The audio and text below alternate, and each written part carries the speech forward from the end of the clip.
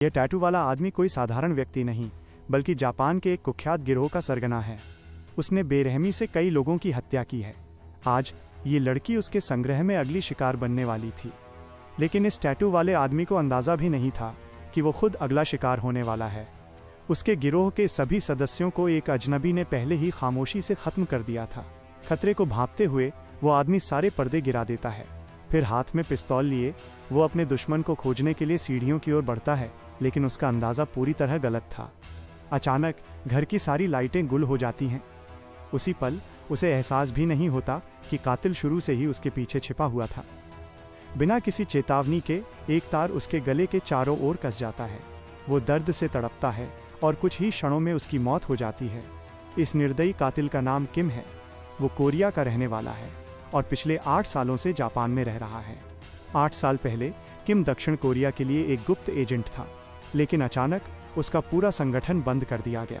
सभी सबूतों को मिटाने के लिए संगठन ने हर एजेंट को ख़त्म करने का फैसला किया। उसी वक्त किम के बॉस ने उसे अपनी जान बचाकर भागने की चेतावनी दी। भागने से पहले किम अपनी प्रेमिका से आखिरी बार मिलने गया। विदा लेने के बाद जैसे ही लिफ्ट के दरवाजे खुले, संगठन के लोगों ने उस पर हमला कर दिया, लेकिन उन्हें अंदाज़ा नहीं था कि उनका सामना किससे होने वाला है। किम तंग जगहों पर लड़ने का उस्ताद है। उसने एक एक करके सबको ढेर कर दिया। उसकी प्रेमिका डर के मारे जम गई। उसे विश्वास नहीं हो रहा था कि जिस आदमी को वो सीधा साधा समझती थी, वो इतना क्रूर और खतरनाक हो सकता है। उस दिन के बाद किम कोरिया छोड़कर जापान भाग गया। वहाँ वो एक जाना माना भाड़े का हत्यारा मर्सनरी बन गया। 8 साल के निरंतर रक्तपात के बाद वो इस जीवन से थक गया था। उसने फैसला किया कि टैटू वाले गैंगस्टर को मारना उसका आखिरी मिशन होगा। इसके बाद उसने पनामा जाकर एक सामान्य जीवन जीने की योजना बनाई थी, लेकिन उसी सुबह उसे अपने पूर्व बॉस का फोन आया। खबर सुनकर किम टूट गया। उसकी प्रेमिका की हत्या कर दी गई थी। वो तुरंत कोरिया लौटा और शव की पहचान की। जिस लड़की को उसने कभी सुंदर और मुस्कुराते हुए देखा था, वो अब घावों से ढकी हुई थी। उसके आंतरिक अंग निकाल लिए गए थे। इस दृश्य ने किम को झकझोर कर रख दिया। फिर एक और भयानक सच सामने आया। उसके पूर्व बॉस ने खुलासा किया कि 8 साल पहले जब किम ने कोरिया छोड़ा था, तब उसकी प्रेमिका गर्भवती थी। बाद में वो थाईलैंड चली गई, अकेले अपनी बच्ची को जन्म दिया और खुद ही उसे पाला। लेकिन अब उनकी बेटी का कहीं पता नहीं था। किम ने अपनी प्रेमिका और बच्चे की फोटो देखी, जिससे उसकी आंखों में आंसू आ गए। अब उसने अपनी बेटी को खोजने और अपनी प्रेमिका का बदला लेने के लिए थाईलैंड जाने का फैसला किया। इस बीच टैटू वाले गैंगस्टर के अंतिम संस्कार में उसका छोटा भाई आया। उसका नाम रे था, जो एक बेरहम कातिल था। ये आदमी इतना क्रूर था कि वो अपने दुश्मनों को उल्टा लटका देता था और धीरे धीरे उन्हें तड़पा तड़पा कर मार डालता था। अब उसका एकमात्र लक्ष्य किम को वही दर्द देना था जो उसके भाई ने सहा था। जैसे ही रे थाईलैंड पहुंचा, एक स्थानीय गिरोह ने उसे एक घर में फुसला लिया। उन्होंने उसे एक साधारण पर्यटक समझने की गलती की। उन्हें नहीं पता था कि जिस आदमी का वे सामना कर रहे हैं, वो साक्षात यमराज की तरह है। रे शांति से अपनी तलवार और चाकू का इस्तेमाल करता है और एक के बाद एक अपने दुश्मनों को काट डालता है। गोदाम के सभी गुंडे अपनी मौत की ओर दौड़ते हैं। उस समय रे किसी सामान्य इंसान की तरह नहीं, बल्कि साक्षात बुराई की तरह लड़ता है, जैसे कि उसे मारने में मजा आ रहा हो।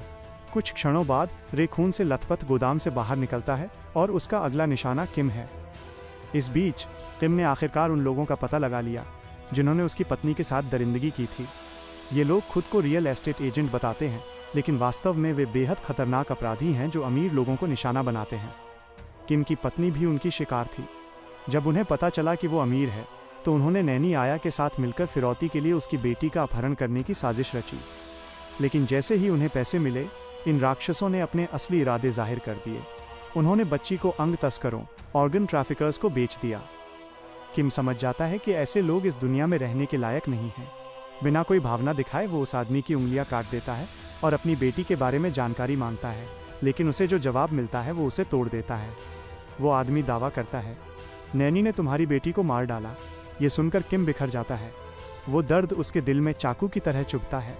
इसके बाद वो उस नीच आदमी को जिंदा नहीं छोड़ता। लेकिन कहानी अभी खत्म नहीं हुई है। अगला नंबर उस दुष्ट नैनी का है। किम बिना समय बर्बाद किए उन्हें ढूंढ निकालता है। वह पति और पत्नी दोनों को कुर्सियों से बांध देता है।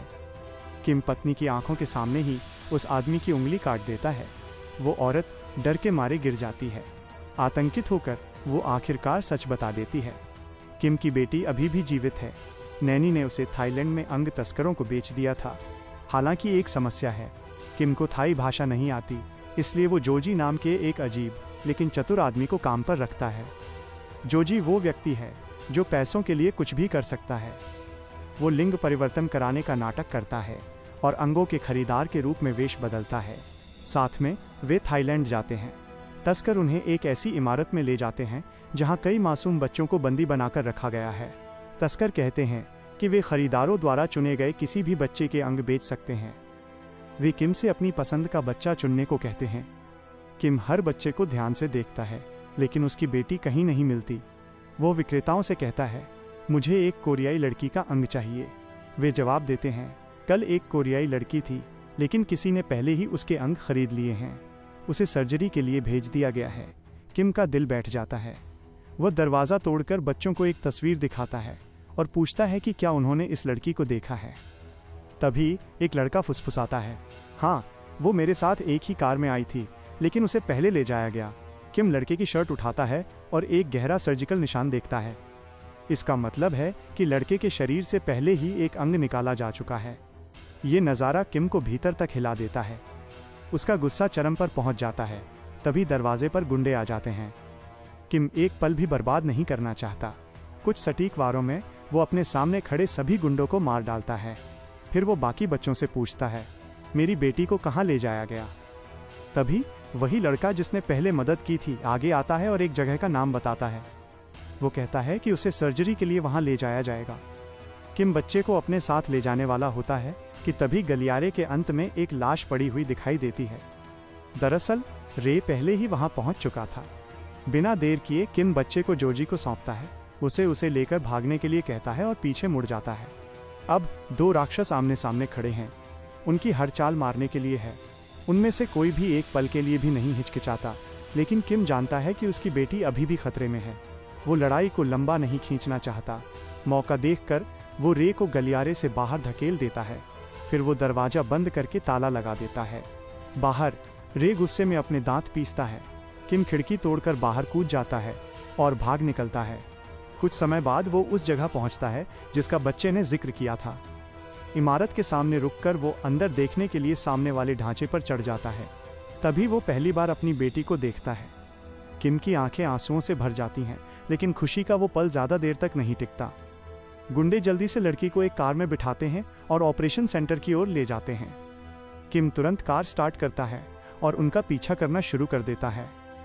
इस बीच रे को एहसास होता है कि किम को हराना आसान नहीं होगा। रास्ते में वो एक हथियारों की दुकान पर रुकता है। दुकानदार अकड़कर कहता है, मैं किसी को भी हथियार नहीं बेचता। किम शांति से जवाब देता है, मैंने अभी तक कुछ मांगा भी नहीं है। अगले ही पल दुकान में सन्नाटा छा जाता है क्योंकि दुकानदार को पूरी तरह काबू कर लिया जाता है। किम हथियार और हथगोले लेकर निकल जाता है। अब वो और भी खतरनाक हो गया है। किम अपनी बेटी को ले जा रहे वाहन का पीछा करना जारी रखता है, लेकिन अचानक रे हाथ में हथियार लिए सड़क के बीच में दिखाई देता है। बिना किसी हिचकिचाहट के वो अंधाधुंध फायरिंग शुरू कर देता है। अब किम के पास भागने के अलावा कोई विकल्प नहीं है। वो जल्दी से कार मोड़ता है और तेजी से निकल जाता है। रे भी अपनी कार मोड़ता है और किम का पीछा करने लगता है। अचानक पुलिस के दो वाहन रास्ता रोक देते हैं। उसके पीछे रे हैं और सामने पुलिस। दुश्मन हर तरफ हैं। किम को तुरंत एहसास होता है कि पुलिस रे की तुलना में कम खतरनाक है। वो जानबूझकर इस तरह गाड़ी चलाता है कि रे का रास्ता उनसे टकरा जाए और वो खुद रास्ता काटकर निकल जाता है। रे हंसते हुए पुलिस पर हमला करता है। भागते समय वो उनकी गति धीमी करने के लिए हथगोले फेंकता है। पुलिस बल तेजी से बढ़ता है। अब रे को किम का पीछा छोड़ना पड़ता है और खुद अधिकारियों से लड़ना पड़ता है। कई अधिकारी उसे घेर लेते हैं। जल्द ही विशेष बल स्पेशल फोर्सेस पहुंच जाते हैं। रे उन सबके खिलाफ अकेला रह जाता है।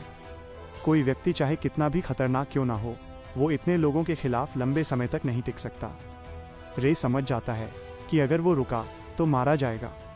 वो अपने हथियारों के बैग पर एक ग्रेनेड फेंकता है, जिससे एक बड़ा विस्फोट होता है। धुएं और अफरा तफरी के बीच रे भागने का मौका पा लेता है। इस बीच किम उस जगह की ओर दौड़ता है जहां उसकी बेटी को सर्जरी के लिए तैयार किया जा रहा है। वह दरवाजा तोड़कर अंदर घुस जाता है। 3 डॉक्टर ऑपरेशन की तैयारी कर रहे हैं। किम 1 सेकंड के लिए भी नहीं हिचकिचाता। 3 सटीक शॉट लगते हैं और तीनों आदमी जमीन पर गिर जाते हैं। उसकी बेटी बच जाती है। किम कांपते हाथों से उसे उठाता है। 8 साल के अलगाव के बाद वो आखिरकार उसे फिर से अपनी बाहों में लेता है और बिना देर किए उसे एक सुरक्षित होटल में ले जाता है। किम को थोड़ा अजीब लगता है। वह नहीं जानता कि पिता कैसे बनते हैं या कैसा व्यवहार करना चाहिए, लेकिन उसकी बेटी धीरे से उसका हाथ पकड़ लेती है। किम की आंखें आंसुओं से भर जाती हैं। इस बीच रे अपने शरीर पर हथगोले बांधकर सीधे अंग तस्करी गिरोह के सरगना के घर की ओर बढ़ता है। उसका इरादा साफ है। वो किम को मारने के लिए एक खूनी खेल शुरू करना चाहता है। अगली सुबह किम अपनी बेटी को होटल में छोड़ देता है और अवैध रूप से देश छोड़ने के लिए टिकट खरीदने जाता है। लेकिन जब वो लौटता है और लिफ्ट का दरवाज़ा खोलता है तो घात लगाकर बैठे सैकड़ों गुंडे उस पर हमला कर देते हैं। वे किम के सामने बेबस हैं। वो उन्हें क्रूर ताकत से पीछे धकेलना शुरू कर देता है। लिफ्ट बेकार हो जाती है। किम बिना रुके सीढ़ियों की ओर बढ़ता है। गुंडे मधुमक्खियों की तरह झुंड बनाकर आते हैं, लेकिन किम अडिग है। अब उसके लिए केवल अपनी बेटी तक पहुंचना मायने रखता है। वो अपने रास्ते में आने वाले हर किसी को काट डालता है। अंत में सभी गुंडे जमीन पर हार मान लेते हैं। खून से लथपथ किम अपनी बेटी के कमरे की ओर बढ़ता है। वो दरवाज़ा खोलता है और तुरंत एक जाल में फंस जाता है। यह रे की असली योजना थी। इस बार कोई बचाव नहीं है। एक गुंडा पीछे से उस पर हमला करता है, उसे जमीन पर पटक देता है और उसे जकड़ लेता है। कांपती आवाज में किम सिर्फ एक ही बात कहता है, मेरी बेटी को छोड़ दो, मुझे जो चाहो सजा दे दो। लेकिन रे हंसता है। उसकी आंखों में इंसानियत का नामो निशान नहीं है। वो न केवल किम को बल्कि उसके पूरे वंश को खत्म करना चाहता है। किम गुस्से में उठने की कोशिश करता है, लेकिन पीछे से फिर हमला होता है। इस बार वो बेहोश हो जाता है। रे अपने सभी आदमियों को विदा कर देता है।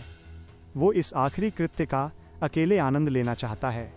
वह किम को एक विशिष्ट स्थान पर ले जाने का आदेश देता है और उसकी बेटी को भी एक सूटकेस के अंदर बंद करके साथ ले जाया जाता है। उसके लिए ये सिर्फ बदला नहीं है, ये एक खेल है और आखिरी राउंड शुरू होने वाला है। जब रे किम को ले जा रहा होता है, जोजी बेसमेंट से कुछ देख लेता है। वो अपनी कार की रफ्तार बढ़ाता है और रे की गाड़ी में टक्कर मार देता है। कार हवा में पलट जाती है और किम आज़ाद हो जाता है। बिना रुके किम एक छोटा रास्ता अपनाता है। अब उसके मन में केवल अपनी बेटी की बात है। कुछ ही क्षणों में वो रे की कार को बीच में रोक लेता है। वह सीधे शीशे पर गोली चलाता है। खिड़की चकनाचूर हो जाती है और किम चलती गाड़ी में कूद जाता है। कार के अंदर भयंकर लड़ाई छिड़ जाती है। दोनों हिंसक रूप से भिड़ते हैं। हालांकि किम को क्लोज कॉम्बैट करीबी लड़ाई का उस्ताद माना जाता है, लेकिन रे भी कोई साधारण विरोधी नहीं है। कोई भी एक दूसरे को पूरी तरह से पछाड़ नहीं पाता। कार सड़क पर हर चीज से टकराती है और अंत में एक किनारे से टकराकर पलट जाती है। किम तुरंत सूटकेस की ओर दौड़ता है। वो देखता है कि उसकी बेटी जिंदा है, लेकिन उसी पल रे उसकी पीठ में चाकू घोंप देता है। फिर भी किम नहीं रुकता। कांपते हाथों से वो एक ग्रेनेड पकड़ता है और उसे कार के नीचे फेंक देता है, जिससे एक बड़ा विस्फोट होता है। गाड़ी कई बार पलटती है। किम अपनी पूरी ताकत से अपनी बेटी को पकड़े रहता है, उसे बचाने की कोशिश करता है। तभी जोजी आता है और लड़की को सुरक्षित बाहर निकाल लेता है। लेकिन रे अभी भी जीवित है। वो किम को बार बार चाकू मारता है। किम अब लड़ नहीं रहा है, वो केवल अपनी बेटी को देख रहा है। पछतावा, क्षमा और प्यार उसकी आंखों में भर जाता है, जैसे कि वो उसे आखिरी बार अपने दिल में बसा लेना चाहता हो। अंत में किम अपने बंधे हुए हाथों से ग्रेनेड की पिन खींच देता है। ग्रेनेड जमीन पर गिर जाता है। दोनों बेरहम कातिल, जो कभी खुद को शैतान समझते थे, हमेशा के लिए खामोश हो जाते हैं। यहीं फिल्म खत्म होती है। अब हमें बताएं कि आपको फिल्म कैसी लगी और आप इसे 5 में से कितने स्टार देंगे। अगर आपको वीडियो पसंद आया हो तो चैनल को सब्सक्राइब करना और लाइक और शेयर करना न भूलें। आपका समर्थन मुझे ऐसे और वीडियो बनाने के लिए प्रेरित करता है। धन्यवाद दोस्तों, मिलते हैं अगले वीडियो में।